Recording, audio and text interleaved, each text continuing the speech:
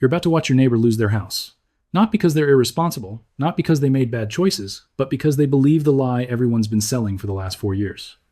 Right now, as I'm talking to you, there's a $13 trillion time bomb sitting in the American housing market, and the fuse is already burning. Here's the number that should terrify you: 67%. That's how much of the average American's net worth is locked inside their home. One asset, all your eggs in one basket. And that basket is about to get dropped off a cliff. I'm going to show you something in the next 20 minutes that you won't see on the news, not because it's secret, but because it's too obvious. The pattern has played out 3 times in the last century, and right now, frame by frame, it's happening again. The Treasury just absorbed $2.3 trillion in mortgage-backed securities in 6 months. JP Morgan Chase sold off 40% of their residential mortgage holdings in Q3 of 2024. And in November, Deutsche Bank quietly announced $1.2 billion in losses tied to real estate derivatives. These aren't random events. They're choreographed exits. The smart money is already gone, and they left you holding the bag. By the time I'm done, you'll see exactly how this machine works. You'll recognize which stage we're in, and you'll understand why 40 million people, maybe you, are about to discover that your biggest asset is actually your biggest liability. Let's start with how the trap works. Every financial collapse follows the same blueprint. I call it the leverage ladder. 4 stages, same sequence every single time. Stage 1 is the foundation. This is where everyone feels wealthy. Asset prices climb month after month. Credit flows like water from a broken pipe. Your neighbor refinances to buy a boat. Your cousin with a 590 credit score gets approved for a $400,000 mortgage. Nobody questions it because everyone's winning. During 2021 and 2022, U.S. mortgage debt jumped by $2.1 trillion. That's not growth. That's leverage. Borrowed optimism. And here's the thing about borrowed optimism. Eventually, someone wants their money back. Stage 2 is the trap. This is where it gets interesting. The general public is still celebrating. Prices are still rising. But if you know where to look, you'll see the insiders heading for the exits. Check SEC filings from the fourth quarter of 2024. CEOs from the top 12 mortgage lenders sold $487 million worth of their own company stock. Not diversifying, not retiring, selling. They're reading the same data you can access. They just know what it means. Interest rates are high, but prices haven't corrected. That gap, that's the trap. Think of it like scissors. The blades are spreading apart, and your neck is right in the middle. Stage 3 is the trigger. Something breaks. It's never the thing everyone's watching. In 2008, it was subprime mortgages. Loans so small that Fed Chairman Ben Bernanke said they were contained. In 1929, it was margin debt that nobody thought could crash the entire economy. The trigger is always something the experts dismiss. Too small to matter, too isolated to spread, until overnight it's the only thing that matters. And stage 4 is the cascade. This is where time compresses. What took 10 years to build unwinds in 10 weeks. Forced selling, margin calls, liquidity just vanishes like water down a drain. Your house isn't worth what Zillow says anymore. It's worth what someone will pay when everyone's selling at once. And what someone will pay is a lot less than you think. Now here's where it gets wild. This isn't theory. This exact sequence has played out 3 times in modern history. And each time, millions of people stood there saying it can't happen to me. Let me show you. Everyone knows about the stock market crash of 1929. Black Tuesday, bankers jumping out of windows, bread lines stretching for blocks. But here's what they don't teach you in school. The crash didn't start on Wall Street. It started in Florida real estate 3 years earlier in 1926. Picture this. Miami in the mid-1920 seconds. Land speculation has gone completely insane. People are buying swampland plots sight unseen. Developers are selling prime beachfront property through newspaper ads to buyers in New York and Chicago who've never even visited Florida. The scheme is beautiful in its simplicity. You put 10% down on a piece of land. Flip it to the next speculator before your next payment is due. Everyone's making money. Everyone's a genius. Then, in September 1926, a Category 4 hurricane slams into Miami.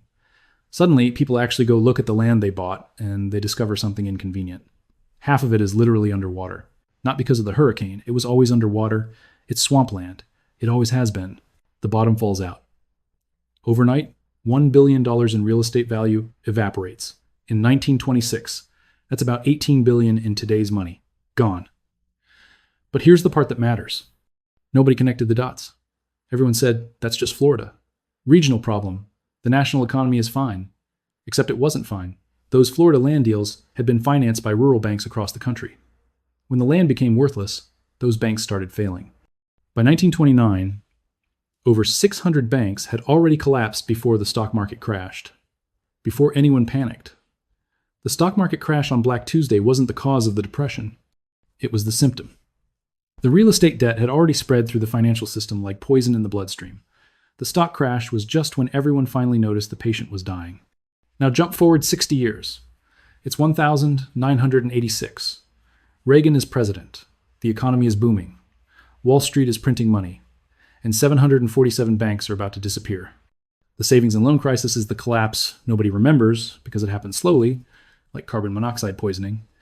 You don't notice anything wrong until you're already dead.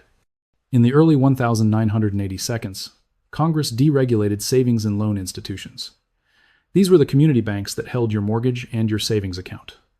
Boring, stable institutions, except suddenly they weren't boring anymore. The new rules let them make risky commercial real estate loans, and they went absolutely insane with it.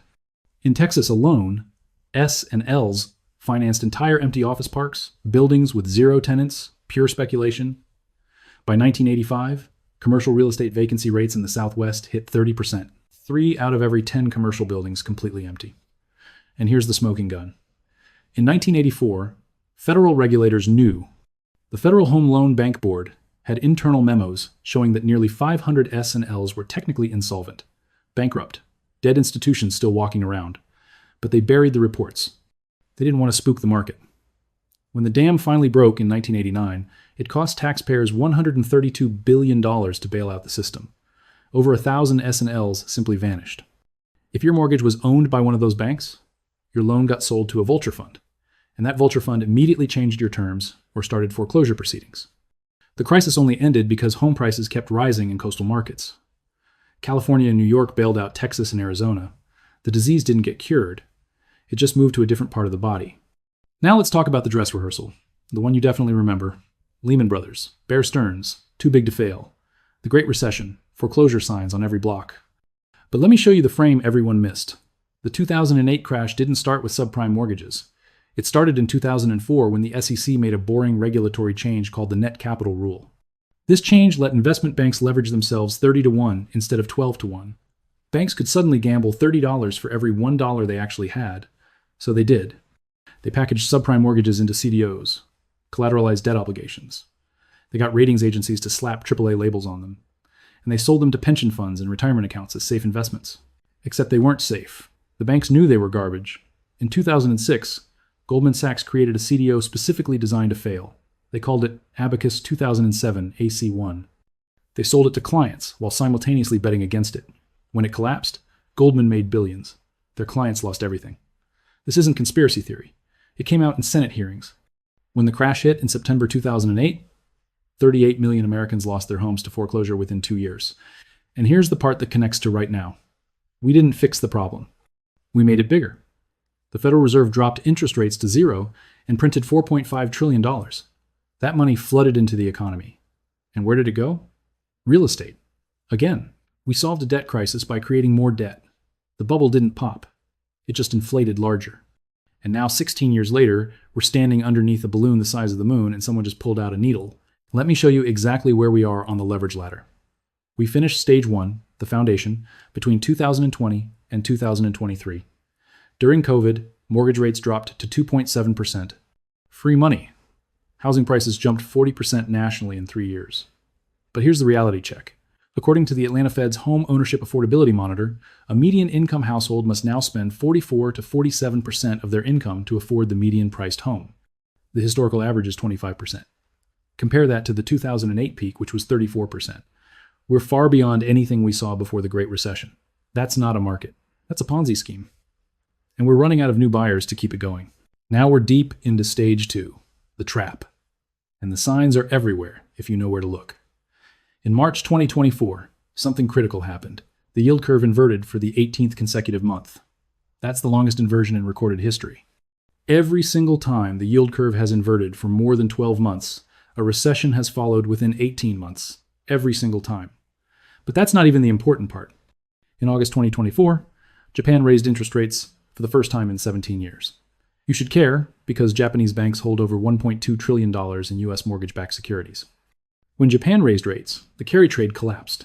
Within 72 hours, U.S. mortgage bond prices dropped 8%, the fastest decline since 2008. The Federal Reserve had to step in and buy $80 billion in mortgage-backed securities just to stop the freefall. That wasn't normal market operations.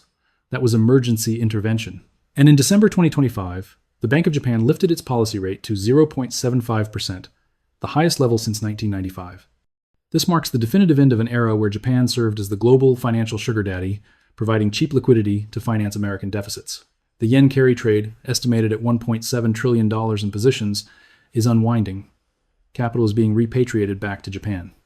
That means fewer buyers for U.S. mortgage bonds, keeping rates elevated even as the Fed tries to ease. Now layer this on top. As of December 2024, $1.5 trillion in commercial real estate loans are coming due between now and the end of 2026. These are office buildings, sitting empty because everyone works from home now. The default rate on these loans is already 12%, triple the historical average.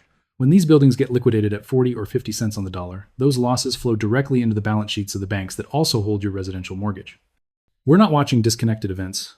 We're watching dominoes getting into position. Here's what mainstream financial media is missing. They're watching the Federal Reserve. They're watching unemployment numbers. They're watching inflation data. They're watching the wrong thing. The trigger is hidden in the derivatives market. U.S. banks have $223.5 trillion in outstanding derivatives contracts. That's 8 times the entire U.S. GDP. Most of these contracts are interest rate swaps and credit default swaps tied to real estate debt. These derivatives work like insurance policies. Bank A promises to pay Bank B if certain conditions are met. Bank B promises to pay Bank C. Bank C promises to pay Bank A. It's a giant circular chain of promises, and it works perfectly as long as everyone can pay. But the second one, link breaks. The entire chain explodes. Think about Lehman Brothers. In 2008, Lehman didn't collapse because their mortgages went bad. They collapsed because nobody would trade with them anymore. Counterparty risk. When other banks stopped trusting Lehman's ability to meet their obligations, liquidity vanished overnight. On November 14th, 2024, Deutsche Bank announced $1.2 billion in losses on real estate-linked derivatives. Not a default, just losses. That's the first crack in the dam. And there's something even more threatening, spreading silently through the system. The shadow banking sector has grown to control $256.8 trillion in global assets. That's 51% of all global financial assets, growing at double the pace of traditional banks. Unlike traditional banks, these entities like hedge funds and private equity are not subject to the same capital requirements or central bank liquidity backstops. If a liquidity shock occurs, there's no lender of last resort. The recent bankruptcy of subprime lender Tricolor and auto parts maker First Brands rattled credit investors, signaling deteriorating lending standards within the non-bank sector. Here's what happens next. When one major bank fails to meet a margin call in these derivative contracts, every other bank freezes. They stop lending. They stop trading. They hoard cash. Credit markets seize up like an engine without oil. And when credit freezes, the housing market dies because 90% of home purchases require a mortgage. No credit means no buyers. No buyers means prices collapse. The Federal Reserve knows this. That's exactly why they absorbed $2.3 trillion in mortgage-backed securities this year. They're trying to become the buyer of last resort before the cascade starts. But they can't buy everything. The market is too big, the leverage is too extreme, and everyone in the financial system knows it. But wait, there's another threat nobody's talking about. Zombie mortgages. These represent second liens, often from 80/20 piggyback loans originated between 2002 and 2008 that were written off by original lenders during the Great Recession. Because home values have risen 60% nationwide since 2019, these long, dormant debts have become prime targets for private equity firms and debt collectors who purchase them for pennies on the dollar.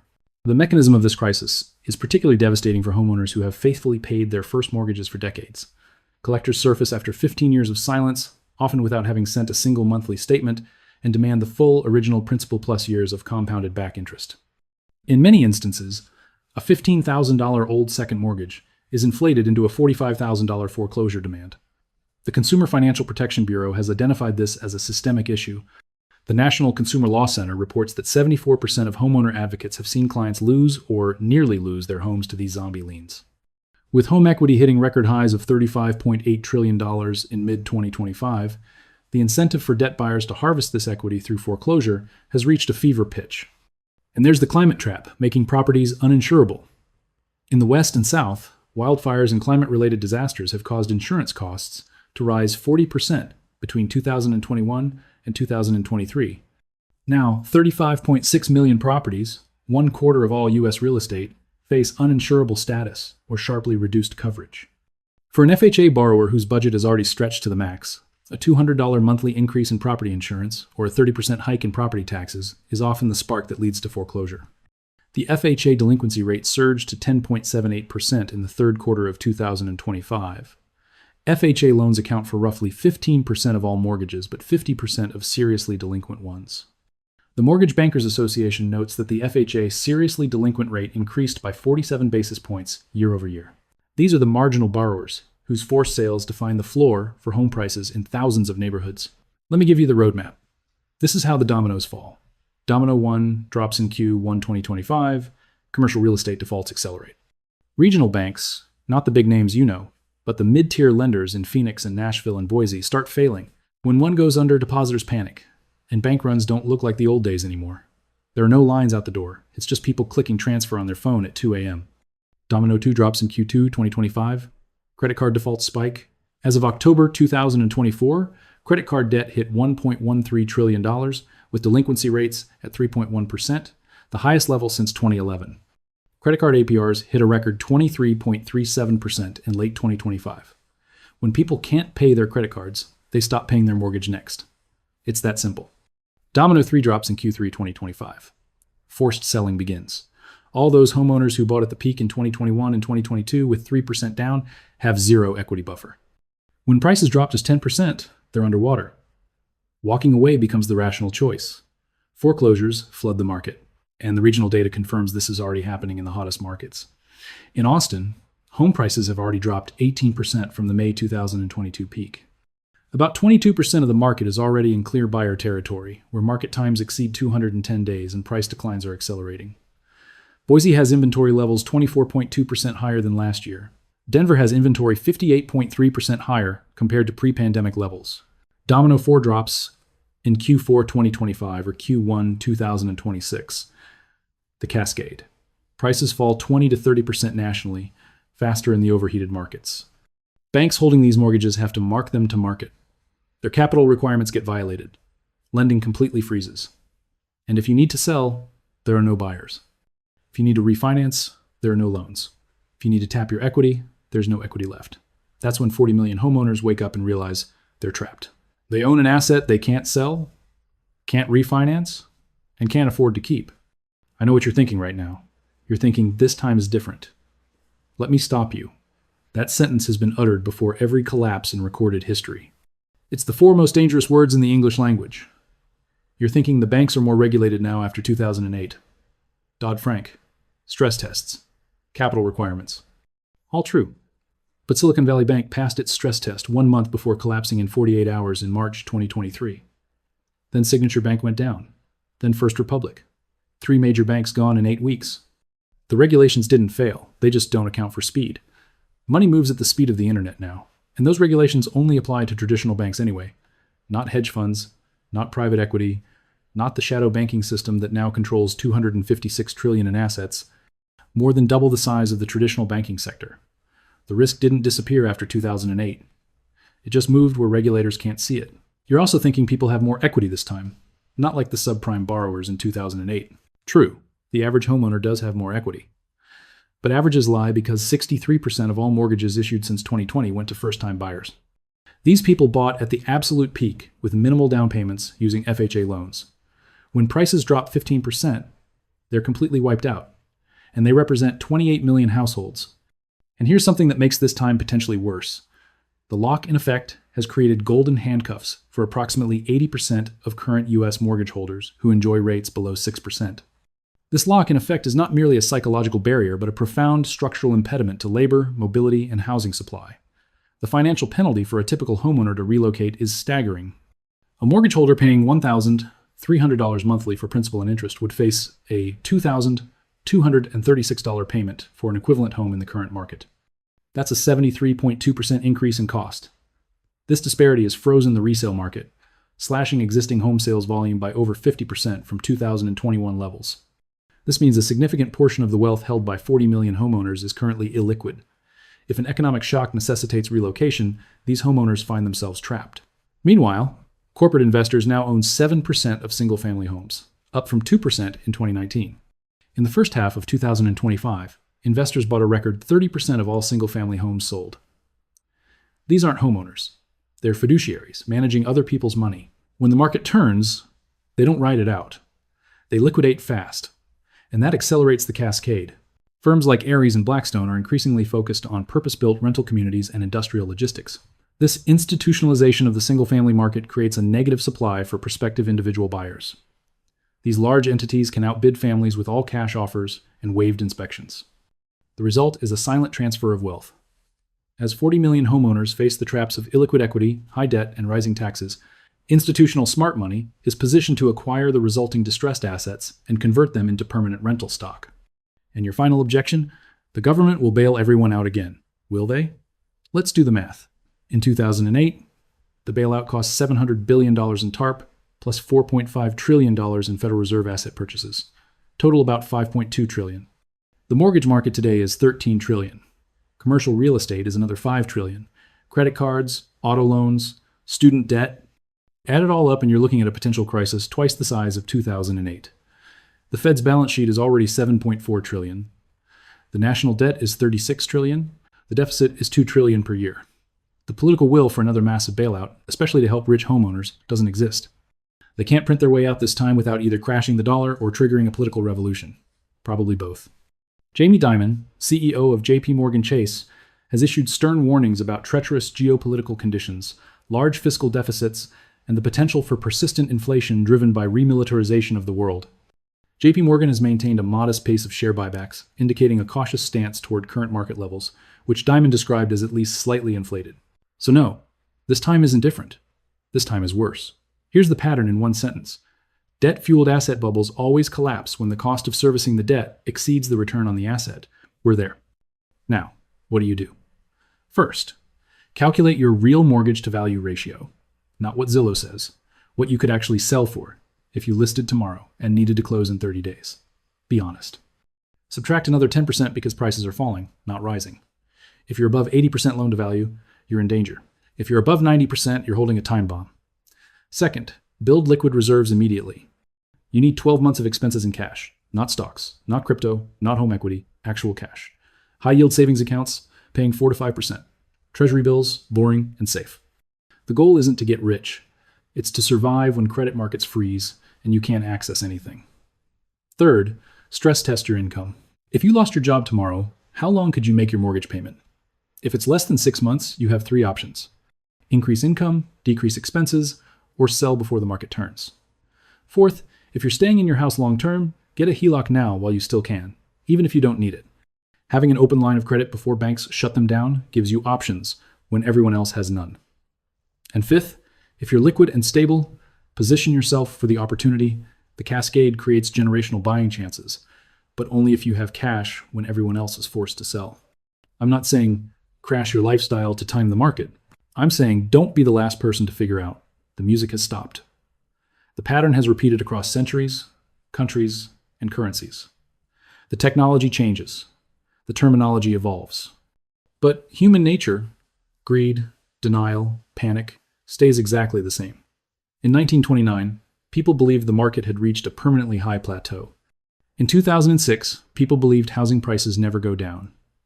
In 2024, people believe the Fed has our back. The Fed doesn't have your back. They have the system's back. And if saving the system means you lose your house, that's a trade they'll make every single time without hesitation. 40 million homeowners aren't going to lose everything because of bad luck or cosmic accident. They're going to lose everything because the math demands it. The leverage must unwind. The debt must be destroyed. And if you're standing on the wrong side of that equation, when the music stops, no amount of hope or prayer will save you.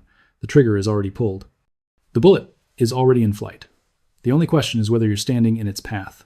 I'll see you in part 2, where I reveal the 3 specific markets that crash first, the one bank signal that tells you the cascade has started, and the single asset class that actually gains value when housing collapses. Subscribe, hit notifications, because when this breaks, it's going to break fast. And the information you need won't be on the evening news until it's already too late. In every crisis, fortunes aren't destroyed, they're transferred. From those who didn't see it coming to those who did,